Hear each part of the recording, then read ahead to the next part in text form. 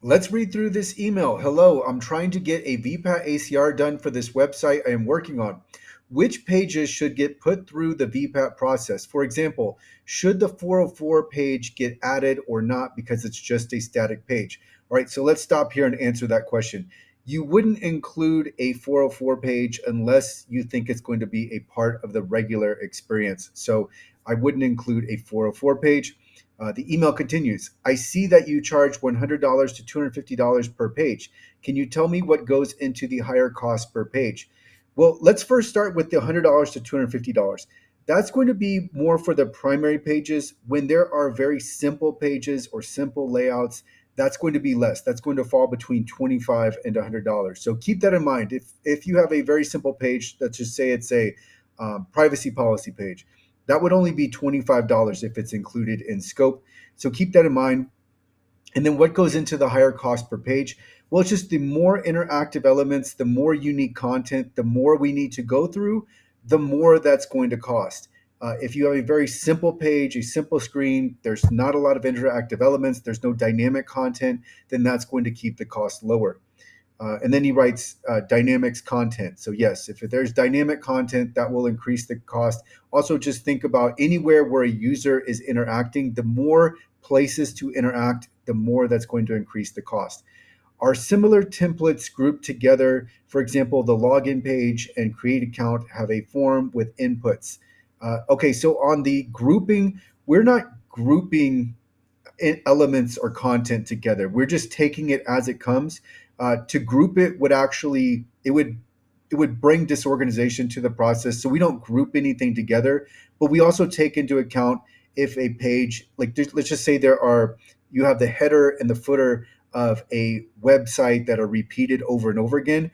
We're not going to continually count the header and footer to the cost. We take a very commonsensical approach.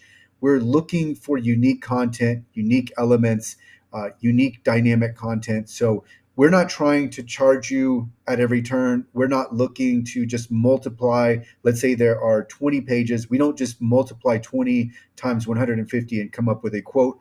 We are looking through a digital asset when we are scoping. And so, do we group templates together? No, we don't group them together. We just look at them as they come. And then if they are part of a representative sample, we're going to include that in the cost.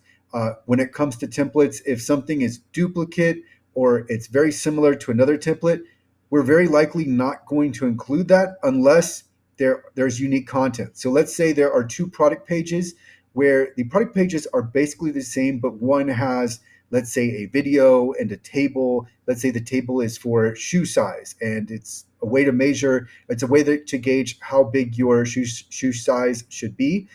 Then we might add that into the scope, or we might just use that page for the scope. But what we're doing is we're looking for a representative sample, and we want to try to bring forward any unique contents or any unique elements so that you have those issues, if any, to work from and to work through, and so that you know what to apply with the rest of your digital asset. You can apply those issues to other similar content and other similar elements. Let's see here.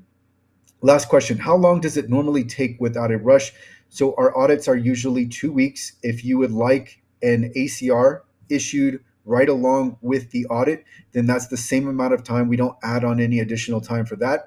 If you would like to go ahead and make the fixes and then have us validate the fixes so that your ACR has less issues, we can do that. So of course, that's going to extend the timeline, and that's largely going to be dependent on your team.